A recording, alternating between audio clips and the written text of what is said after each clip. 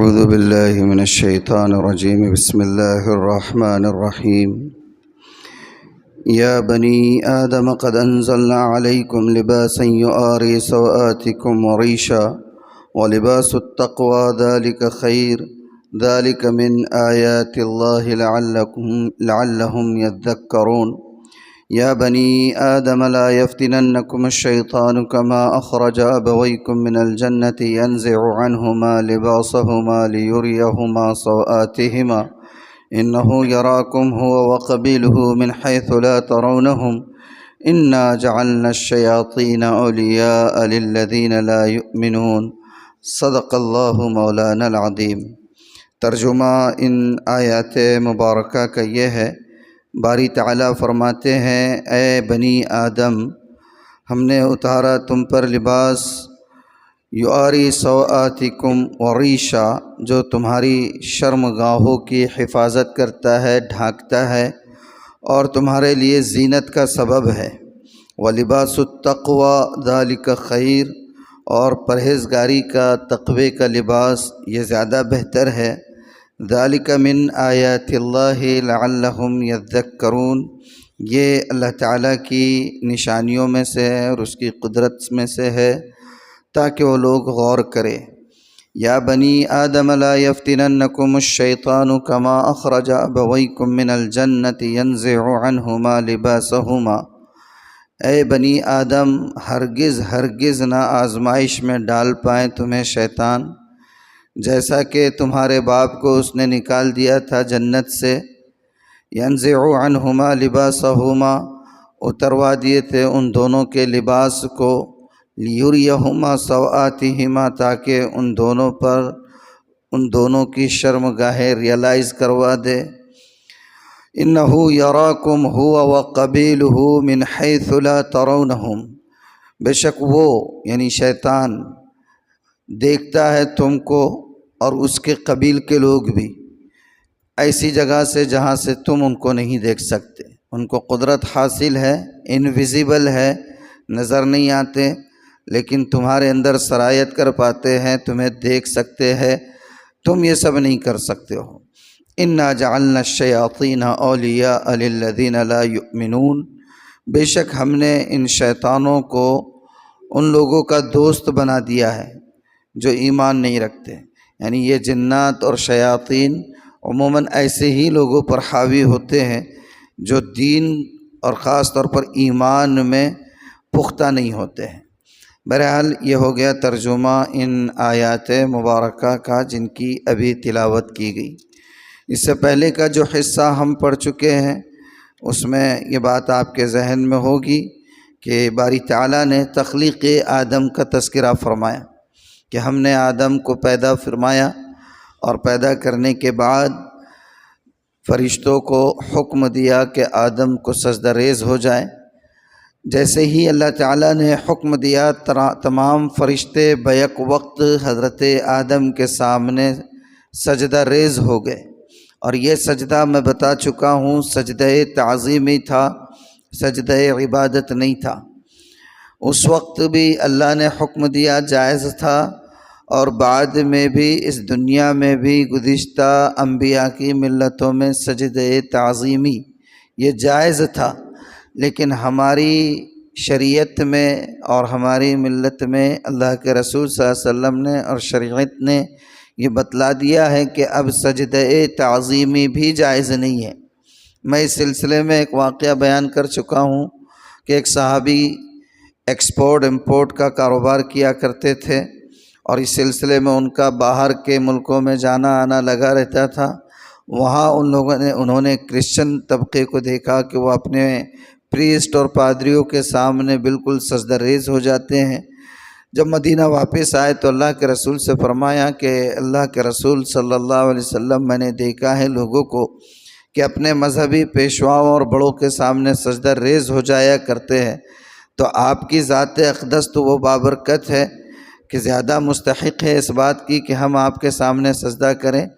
تو اللہ کے رسول صلی اللہ علیہ وآلہ وسلم نے اس وقت ارشاد فرمایا تھا کہ اگر میری امت میں کسی کو سجدے کی اجازت ہوتی تو میں بیوی کو حکم دیتا کہ وہ اپنے شوہر کے سامنے سجدہ ریز ہو جایا کرے، اس لیے کہ شوہر کے جو حقوق بیوی پر ہے وہ بہت زیادہ ہے، لیکن میری شریعت میں اللہ کے علاوہ کسی اور کو سجدہ کرنا جائز نہیں ہے۔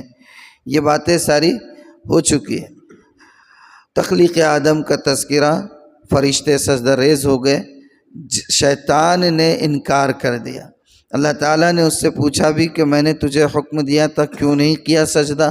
تو اس نے جو دلیل دی لاجیکل اس کے حساب سے کہ مجھے آپ نے آگ سے پیدا کیا، آدم کو مٹی سے پیدا کیا، اور آگ کی خاصیت مٹی سے زیادہ بلند و ارفع ہے، تو ایک بلند و ارفع مزاج کا حامل کسی ادنا کو سجدہ کیسے کرے گا؟ اللہ تعالیٰ نے کہا کہ کم بخت تو ذلیل اور رسوا ہو کر یہاں سے فوراً نکل جا، تیری یہاں کوئی جگہ نہیں ہے۔ حکم کس کا ہے اس بات کو دیکھنا تھا، یہ نہیں دیکھنا تھا کہ کس کو سجدہ کروایا جا رہا ہے۔ اللہ نے دھتکار دیا، لیکن اس نے اس کو ایگو ہٹ ہو جس کو کہہ سکتے ہیں ہم لوگ، اس انداز میں لیا اور اللہ سے کہا کہ اللہ آپ کو اس پر بڑا یہ ہے تو مجھے ذرا مہلت دیجیے، پھر دیکھیے میں کیسا اس کو اور اس کے آنے والی نسل کو جہنم تک پہنچاتا ہوں۔ اللہ تعالیٰ نے کہا کوئی بات نہیں، تجھے مہلت دے دی، قیامت تک کی صبح تک کے لیے اب شیطان کو مہلت دے دی گئی، اور اس نے وسوسے ڈالنا شروع کیا حضرت آدم اور حوا کے دلوں میں، دماغ میں، اور اس وسوسے کا نتیجہ یہ ہوا کہ حضرت آدم علیہ السلام اپنی سادگی کی وجہ سے، اور چونکہ شیطان نے اللہ کی قسم کھا کر انہیں وسوسے ڈالا تھا اور ان کے سامنے آ کر یہ کہا تھا کہ اللہ کی قسم میں تو تمہارا خیر خواہ ہوں، اللہ کے نام پر وہ دھوکہ کھا گئے، اس درخت کو چکھ لیا جس سے منع کیا گیا تھا، اور پھر بعد میں اللہ نے اپنی مشیت اور اپنے منصوبے کے تحت حضرت آدم علیہ السلام کو زمین پر اتار دیا۔ اب اللہ تعالیٰ فرما رہے ہیں آج کے حصے میں کہ اے بنی آدم، ہم نے تم پر لباس اتارا تاکہ تمہاری ستر کو چھپائے، اور یہ تمہارے لیے زیب و زینت کا ذریعہ بھی ہے۔ اللہ کہہ رہے ہیں کہ ہم نے لباس اتارا، تو آسمان سے تو فرشتے لباس لے کر اترتے نہیں ہیں، تو لباس اتارا کا کیا مطلب ہے؟ مطلب یہ ہے کہ لباس آپ کا جن اجزاء سے بنتا ہے، ان اجزاء کی کاشت کے لیے اور ان کی پود کے لیے جن چیزوں کی ریکوائرمنٹس ہوتی ہے، اللہ نے وہ تمام ریکوائرمنٹس آسمان سے پورے کیے۔ لباس بنتا ہے کپاس سے، کپاس اگتی ہے زمین سے، اور زمین سے کسی بھی چیز کے اگنے کے لیے ضرورت ہے تخم کی اور ضرورت ہے پانی کی، اور پانی کو اللہ تعالیٰ نے کہاں سے اتارا؟ آسمان سے اتارا۔ تو اس کی جزیات کو بیان نہ کر کے اللہ نے کہا کہ ہم نے تمہارے لیے آسمان سے لباس کو اتارا۔ یہ لباس کیا ہے؟ لباس تمہارے لیے شرم گاہوں کے چھپانے کا ذریعہ ہے۔ اس سے ایک بات تو یہ سمجھ میں آ گئی کہ شرم کا چھپانا یہ انسان کی فطرت میں ودیعت کر دیا گیا ہے۔ ایسا نہیں ہے کہ انسان، یہ آیت دراصل اس کا بھی ایک اپنا پس منظر ہے۔ اہل مکہ آپ لوگ جانتے ہیں کہ اسلام سے پہلے قریش کے جو لوگ تھے ان کی اپنی ایک مونوپولی تھی، ان کا اپنا ایک اسٹیٹس تھا۔ وہ جو خانہ کعبہ کے متولی بنے ہوئے تھے کچھ قبیلے، ان کا ایک سینڈیکیٹ تھا، اور اس سینڈیکیٹ کو کہا جاتا تھا حمس۔ اور یہ جو حمس والے ہوتے تھے قریش، یعنی کہ خانہ کعبہ کے، حاجیوں کی خدمت کے اور دوسرے امور کے نگران، یہ لوگ تو بس کپڑے پہنا کرتے تھے طواف کے وقت، باقی پوری دنیا سے جو لوگ آیا کرتے تھے وہ خانہ کعبہ کا طواف جب کرتے تو بالکل مادر پدر آزاد برہنہ ہو کر طواف کیا کرتے تھے۔ ان کا اپنا یہ تصور تھا کہ یہ جو لباس ہے اور ساری محنتیں ہیں، کمائی ہیں، 100% درست نہیں ہے، مشکوک ہے، اس لیے اللہ کے گھر کا طواف مشکوک چیز کے ساتھ نہیں۔ کپڑا پہننے کا حق صرف قریش کو ہے، اور باہر سے آنے والے لوگ وہ کپڑا ان لوگوں سے طلب کرتے۔ اب انہوں کتنوں کو دے سکتے تھے؟ جتنوں کو مل گیا، جس کو نہیں ملا وہ برہنہ طواف کیا کرتے تھے۔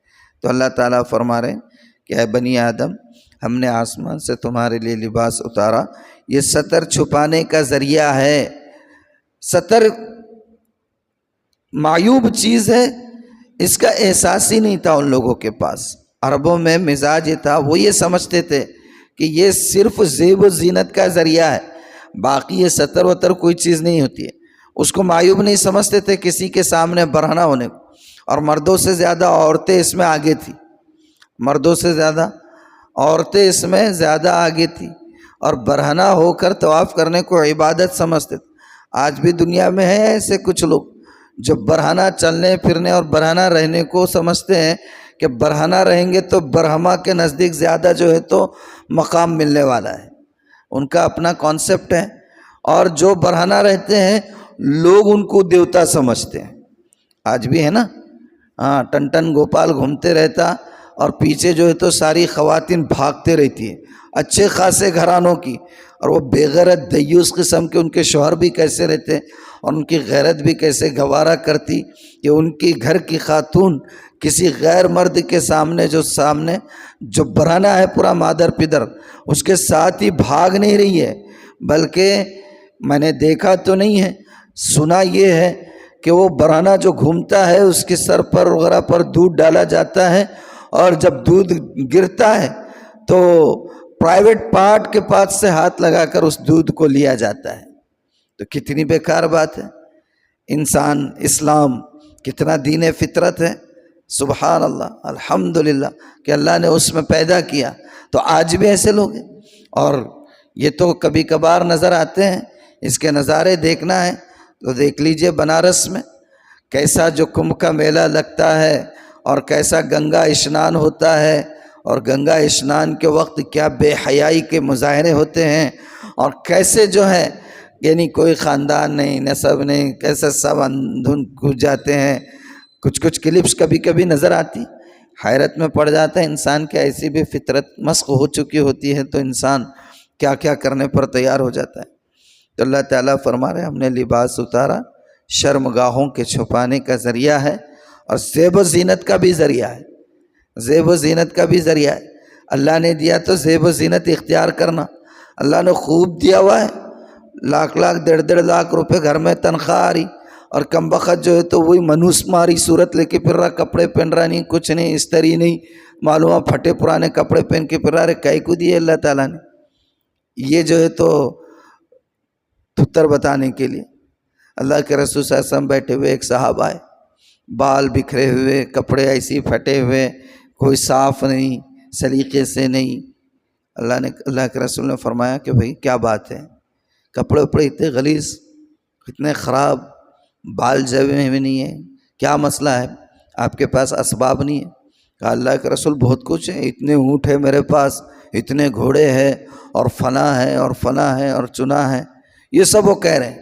تو اللہ کے رسول صلی اللہ علیہ وآلہ وسلم نے فرمایا ان اللہ یحب ان یرى اثر نعمته علی عبدہ، اللہ یہ چاہتا ہے کہ جس نعمت سے اللہ نے تمہیں سرفراز کیا ہے اس نعمت کا اظہار جسم پر ہونا چاہیے۔ اگر جسم پر نعمت کا اظہار نہیں ہے تو اس کا مطلب یہ ہے کہ آپ ناشکر ہو، ناقدر ہو۔ اور اللہ نے فرمایا کہ لئن شکرتم لازیدنکم ولئن کفرتم ان عذابی لشدید۔ رہتے ہزاروں روپیہ ماہانہ آمدنی ہوتی ہے، 50,000 ہوتی ہے، لیکن انداز وہی رہتا ہے، تو یہ بھی اللہ کی ناشکری ہے۔ تو فرمایا کہ لباس ستر کے چھپانے کا ذریعہ بھی ہے، زیب و زینت کا ذریعہ بھی ہے۔ وَلِبَاسُ التَّقْوَى ذَلِكَ خَيْرٌ، اور لباس کے ذریعے سے جیسے انسان کی پرسنالٹی ابھر کر آتی ہے، اسی طریقے سے تقوی اختیار کرنے سے اس کا مقام اللہ کے نزدیک ابھر کر آتا ہے۔ اور تقوی کا لباس کیا ہے؟ تقوی کا لباس غیبت نہ ہو، تقوی کا لباس جھوٹ نہ ہو، تقوی کا لباس کسی کے بارے میں دل و دماغ میں کینہ و کپٹ کا خیال بھی نہ ہو، تقوی کا لباس بہنوں کے حقوق کی ادائیگی ہو، تقوی کا لباس عبادت اپنے وقت پر ہو، تقویٰ کا لباس عبادت میں اخلاص موجود ہو، تقویٰ کا لباس ساری عبادتیں اللہ کے لیے ہو۔ بہت ساری چیزیں اس میں آ سکتی ہے۔ اللہ تعالیٰ فرما رہے ہیں کہ تقویٰ کا لباس یہ زیادہ بہتر ہے۔ ذالک من آیات اللہ لعلہم یذکرون، یہ اللہ تعالیٰ کی نشانیاں ہیں، اللہ کی قدرت کی نشانیاں ہیں، تاکہ یہ لوگ غور کریں، تاکہ یہ لوگ غور کریں۔ اس کے بعد فرمایا یا بنی آدم لا یفتننکم الشیطان کما اخرج ابویکم من الجنہ، اے اولاد آدم ہرگز شیطان تمہیں فتنے میں نہ ڈالے جیسے تمہارے بابا کو جنت سے نکال ڈالا تھا، جیسے تمہارے بابا کو، تمہارے باپ کو اس نے ورغلا کر، وسوسے ڈال کر، خیر خواہ بن کر، مخلص بن کر، اللہ کی قسمیں کھا کھا کر تمہارے باپ کو جنت سے نکلوا دیا تھا۔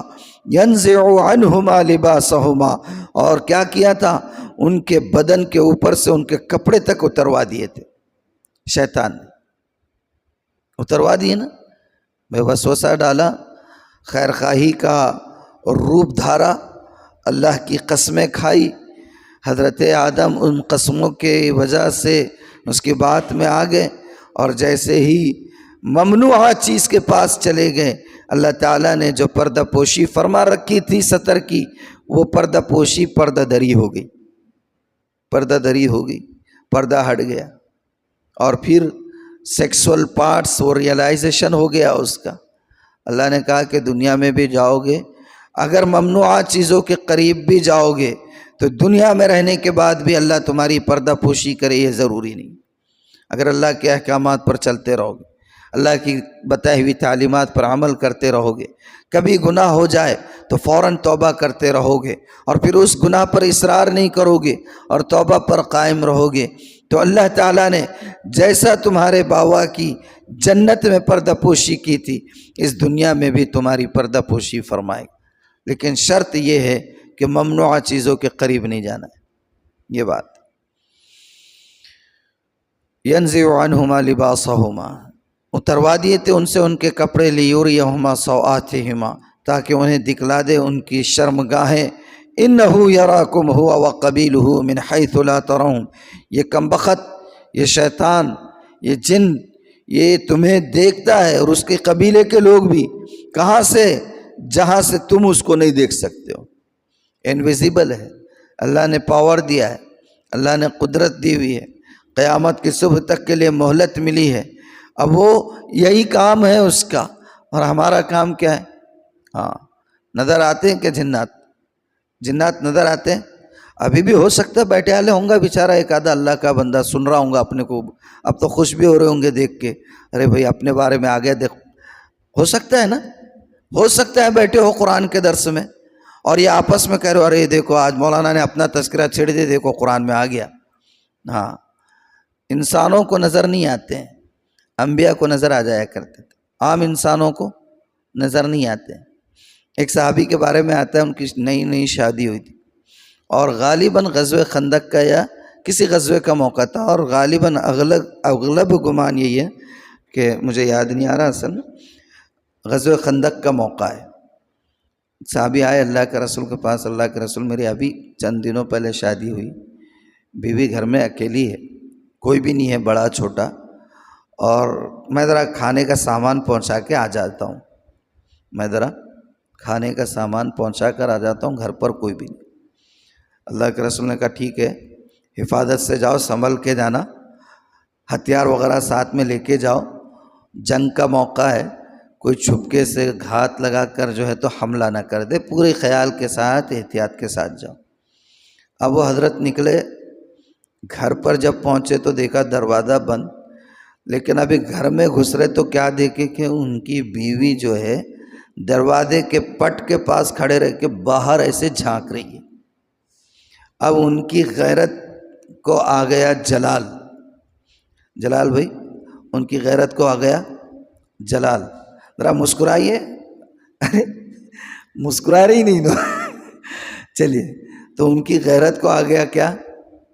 غصہ آ گیا، انہوں نے کیا کرے، نکالے نیزہ اور بیوی کے اوپر حملہ کرنے والے تھے، تو بیوی نے کہا کہ 1 منٹ میری بات سن لو، پر 1 منٹ میری بات سن لو، پھر بعد میں اگر تم کو لگتا ہے تو حملہ کر دینا۔ تو وہ رک گئے، بولے کیا بات ہے؟ دروازے میں کھڑے ہو کر یہ تاکہ جھانکی کئی کو؟ ہم تو گھر میں چھوڑ کر گئے تھے نا آپ کو، نئی نئی شادی ہوئی والی ہے، اور دروازے کی شان سے تاکہ جھانکی کیوں؟ تو اس بیوی نے کہا بات یہ ہے کہ ابھی کچھ دیر پہلے گھر میں مجھے سانپ نظر آئے، وہ ایک سرنگ میں سے نکلا اور منہ نکال کے ایسی بیٹھے والا ہے۔ اب میں بھاگتے ہوئے آ گئی کہ کاٹ ڈالے گا، اور میں دروازے کے پاس کھڑے رہ کر اس لیے دیکھ رہی تھی کہ کوئی اگر شخص جاتا یا آتا نظر آئے تو میں اس کو آواز دوں گی کہ بھئی یہ سانپ ہے۔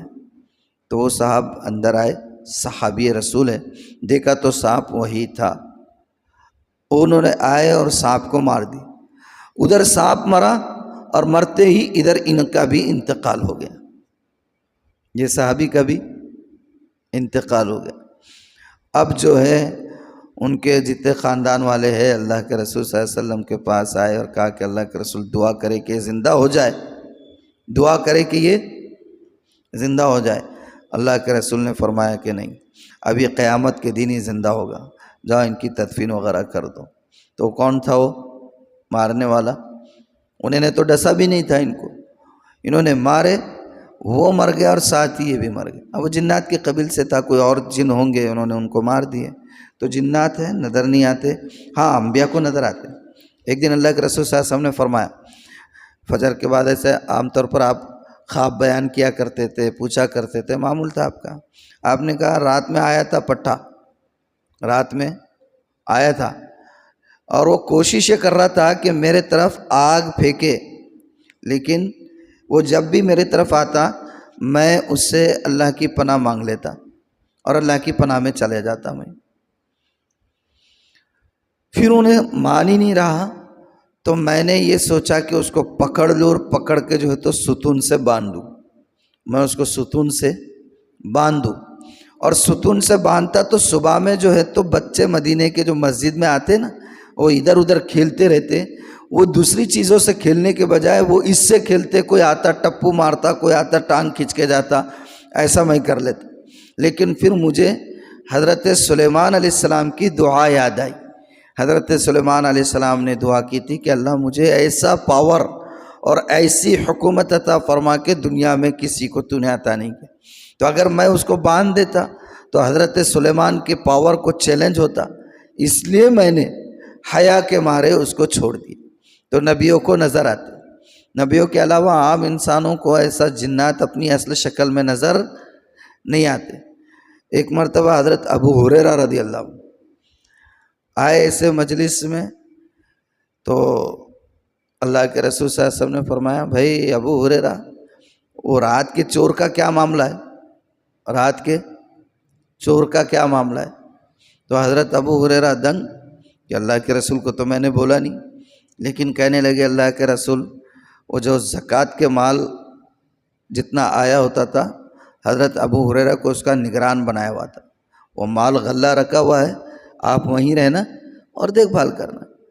وہ وہاں نگرانی کر رہے، رات میں ایک چور آیا اور چور آ کے اس میں سے کچھ لے رہا، حضرت ابو ہریرہ نے اس کو پکڑ لی، پکڑتے چونے رونے لگ گیا، میرے چھوٹے چھوٹے بچے ہیں، غریب ہوں، کھانے کو کچھ نہیں ہے، کل نہیں آ تو پکا معاف کر دو۔ حضرت ابو ہریرہ نے اس کو چھوڑ دی۔ اب صبح میں اللہ کے رسول پوچھ رہے کہ ابو ہریرہ اور رات کے چور کا کیا معاملہ ہو؟ تو حضرت ابو ہریرہ کہتے اللہ کے رسول وہ چوری تو کر رہا تھا مال، میں نے اس کو پکڑ لیا، میں نے جب پکڑا تو اس نے منت سماجت کرنے لگا، رونے لگا، تو میں نے اس کو چھوڑ دیا۔ میں نے کیا کیا؟ چھوڑ دیا اس کو۔ اللہ کے رسول نے کہا کہ وہ پھر آئے گا۔ اب دوسرے دن رات میں کم وقت پھر آ گیا نا، اور پھر چوری کرنے لگا، تو حضرت ابو ہریرہ نے پھر پکڑ لیے، اللہ کے رسول پکڑ لیے تو پھر منت سماجت کرنے لگا، رونے لگا، حضرت کو آ گیا رحم، حضرت نے پھر چھوڑ دی۔ اب اللہ کے رسول صلی اللہ علیہ وسلم اگلی صبح پوچھ رہے کیا ہوا چور کا؟ کہ آیا تھا لیکن پھر بہت رو رہا تھا، اس لیے میں نے اسے چھوڑ دیا۔ اللہ کے رسول نے کہا کہ وہ پھر آئے گا۔ اچھا پھر آئے گا۔ اب تیسرے دن کم وقت پھر آیا، پھر چوری کرنے لگا۔ حضرت ابو ہریرہ نے پھر پکڑ لیے، اور پکڑنے کے بعد وہ پھر اس کا ناٹک شروع ہو گیا، میرے چھوٹے چھوٹے بچے ہیں، کھانے کو کچھ نہیں ہے اور بھوکے ہیں اور ایسا ہے اور ویسا ہے۔ حضرت ابو ہریرہ نے کہا بیٹے اب تو کتنے بھی باتیں کر، تیرے کو تو میں اللہ کے رسول کے پاس لے کے جاؤں۔ تو اس نے کہا اچھا ایک شرط، میں تمہیں ایک ایسی بات بتاتا ہوں بہت فائدے کی تمہاری، لیکن شرط یہ کہ مجھے چھوڑنا پڑے گا۔ حضرت ابو ہریرہ نے کہا اچھا کیا ہے؟ نہیں پہلے وعدہ، چھوڑو گے مجھے تو بات بتاتا ہوں۔ حضرت ابو ہریرہ نے کہا ٹھیک ہے بیٹا چھوڑ دیتا ہوں، بول کیا بات ہے؟ تو کہا کہ دیکھو جب کبھی تم بستر پر سونے کے لیے جاؤ تو سونے سے پہلے اگر تم ایک مرتبہ آیت الکرسی پڑھ لو گے تو اللہ تعالیٰ تمہاری ہر طرح سے حفاظت فرمائے گا، شیاطین سے بھی، جنات سے بھی، ہر چیز سے۔ حضرت ابو ہریرہ نے چھوڑ دیا اس کو۔ اب چوتھے دن اللہ کے رسول پوچھ رہے اگلی صبح میں کیا ہوا ابو ہریرہ؟ وہ آیا تھا؟ بولے آیا تھا اللہ کے رسول، اور پھر چوری کر رہا تھا، میں نے پکڑ لیا، پھر رو رہا تھا، پھر میں نے کہا کہ اب تو تیکو اللہ کے رسول کی خدمت میں لے کر جاؤں گا، تو کہنے لگا کہ ایک بات بتاتا ہوں بہت فائدے کی ہے، اگر چھوڑو گے تو بتاؤں گا۔ حضرت ابو ہریرہ نے کہا کہ ہاں ٹھیک ہے چھوڑ دیتا ہوں، بتا کیا ہے؟ اور اس نے یہ بات کہی کہ اگر تم سونے سے پہلے ایک مرتبہ آیت الکرسی پڑھ لو اللہ ہر طرح سے تمہاری حفاظت کرے گا۔ تو اللہ کے رسول صلی اللہ علیہ وسلم نے فرمایا کہ اگرچہ وہ شیطان ہے، جھوٹا ہے، لیکن بات اس نے 100% صحیح کہی، بات اس نے 100% صحیح کہی۔ حضرت ابو ہریرہ کو نظر آیا، بلکہ پکڑے بھی حضرت نے، لیکن کون سی شکل میں؟ انسان کی شکل میں۔ اللہ کے رسول کو نظر آیا اپنی اصل شکل، آپ اس کو باندھنا بھی چاہ رہے تھے، لیکن سلیمان علیہ السلام کی دعا کے یاد آ جانے کی وجہ سے آپ نے اس کو چھوڑ دیا۔ تو آج بھی ہے جنات، لیکن یہ سمجھنا کہ جنات گھسی جاتے اور جنات انسان کی زبان سے بولتے، یہ کوئی ضروری نہیں، یہ کوئی ضروری نہیں۔ اگر ایسا ہوتا تو یہ جنات کسی بھی عالم دین کو جو ہے قرآن حدیث کی بات ہی کرنے نہیں دیتے، اتنا پاور بھی نہیں ہے۔ اللہ تعالیٰ نے کہا کہ وہ دیکھتا ہے تم کو، تمہارے اندر گھس جاتا بول کے نہیں ہے، اثرات ہے تھوڑے بہت ہوتے، لیکن اتنا بھی پاور نہیں ہے، لیمیٹیشن اس کی بھی کچھ ہوں گی لیمیٹیشن۔ بہرحال انہو یراکم ہوا وقبیلہ من حیث لا ترونہم، وہ دیکھتا ہے تم کو اور اس کی قوم بھی جہاں سے تم ان کو نہیں دیکھتے۔ انا جعلنا الشیاطین اولیاء للذین لا یؤمنون، ہاں پتے کی بات، جو گھر گھر جو ہے نا عاملوں کے درواز چکر لگانے کا، سن لے پتے کی بات، ہم نے کر دیا شیطانوں کو یعنی جنات کو اور شیطانوں کو دوست کے لوگوں کا جو اللہ پر ایمان نہیں لاتے۔ یقیناً ایمان والوں کے پاس بھی آتے ہوں گے، تکلیف دیتے ہوں گے، لیکن اللہ کی ذات پر یقین اور اس کا حل اللہ سے پہلے مانگ، پہلے ہی دہلے میں اگر کسی اور پر اعتماد ہو گیا تو پھر وہ جوجھتے ہی رہنا پڑ جاتا ہے۔ بہرحال اللہ تعالیٰ کا شکر ہے کہ ہم لوگ یہاں تک پڑھ چکے ہیں۔ اب لباس کے بارے میں بھی بہت ساری باتیں ہیں، لیکن اب وہ اتنی تفصیل کا وقت نہیں ہے، وقت کافی ہو گیا ہے۔ بہرحال اللہ کا شکر ہے کہ ہم لوگ یہاں تک پڑھ چکے ہیں۔ اب اگر اللہ تعالیٰ حیات مستعار عطا فرمائے اور توفیق شامل حال رہی تو انشاءاللہ آئندہ حصہ کل پڑھیں گے۔ مختصر ایک مسئلہ پڑھ لیتے ہیں۔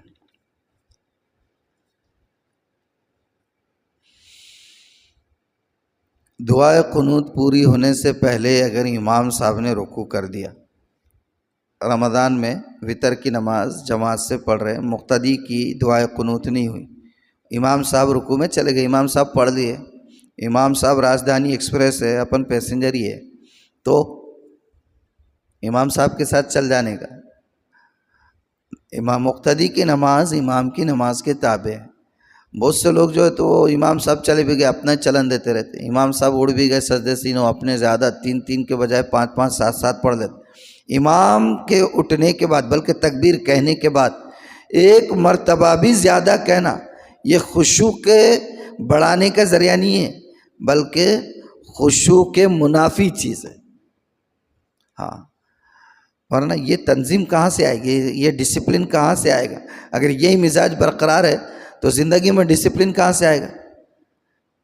جماعت کی نماز اور امامت اور امام کے پیچھے نماز دراصل زندگی اور معاشرے میں ڈسپلن لانے کے لیے، ورنہ تنہا بھی تو نماز پوری ہو جاتی ہے نا. لیکن اس کے باوجود اللہ کے رسول کہہ رہے ہیں میرا جی چاہتا ہے کہ جماعت کے لیے کسی کو کھڑے کروں، امامت کے لیے لکڑیاں جمع کرواؤں اور ان لوگوں کے گھروں کو پھونک ڈالوں جو بغیر عذر کے نماز گھر میں پڑھ رہے ہیں. نماز تو ہو جاتی ہے، لیکن اس کے بعد یہ کہہ رہے ہیں اصل مقصد یہ ہے کہ سوسائٹی میں، سماج میں، معاشرے میں اور انڈیویجولی آدمی کی اپنی زندگی میں ڈسپلن کو اور ترتیب کو اور نظم کو اور نسق کو اور سلیقے کو لانا ہے. اور یہ اسی وقت ہو سکتا ہے جب امام کی آواز کے ساتھ آدمی حرکت میں آ جائے. اللہ تعالیٰ عمل کی توفیق دے. سبحان اللہ و بحمدہ، سبحانک اللہم و بحمدک، نشہد ان لا الہ الا انت، نستغفرک و نتوب الیک. سبحان ربک رب العزت عما یصفون، سلام علی المرسلین والحمد للہ.